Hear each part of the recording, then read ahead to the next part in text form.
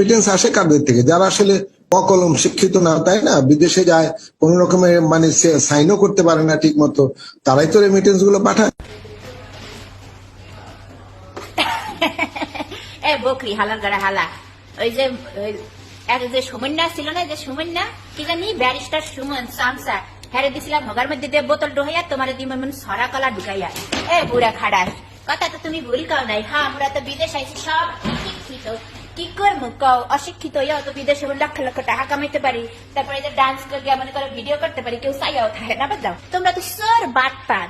এ বেড়া, তুই যে বুড়া হইছিস, তুই কি বুড়া হইছিস বাতাসে ছাগল পাগল দাঁড়ি কোন জায়গায়? কি কইলি তুই? রেমিটেন্স যুদ্ধ আমি কি কইলি? হ্যাঁ কাকু, তুমি তো এটা কবাই কাকু কমু না দাদু কমু? হ্যাঁ নুনু তোমার ধোত্রা হইয়া ভিতরে ঢুকে গেছে তোমার। এ হালার খুব হালা, তোমার ধরিকে ঠেসা দেওয়া দরকার। এ হালার হালা মগরা আমরা বিদেশ আইসি, যে চাকরি বাকরি করে মতো ঘুষ লাগে না, বুঝছো? আর বাংলাদেশে তো চাষা মামার একটা খাড়া করাই দিলেই মনে করো যারা ট্যালেন্ট মেধাবী এগুলো থেকে ঘুষ করতে দিয়ে চাকরি দিয়ে দেয়।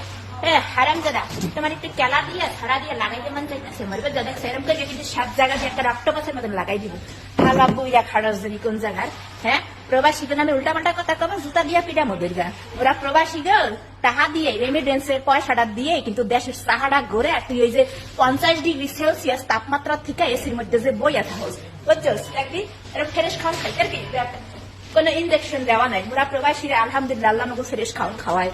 ওরা প্রবাসীরা বুঝছস, মোকে কোনো মামা চাষা খালু লাগে না চাকরি নেওয়ার লিগা, বুঝছস? ওরা মোকে কর্ম দিয়া, হ্যাঁ মোরা পরিশ্রম করে চাকরি নেই। সোরের বাচ্চা সোর শয়তানের বাচ্চা তোরে সহ আর ওই যে বুড়িগা বেডি আছে না শেখ হাসিনা, হ্যাঁ যে মল্লে সবাই কইবে আলহামদুলিল্লাহ আলহামদুলিল্লাহ, হ্যাঁ রে সহ বুঝছস?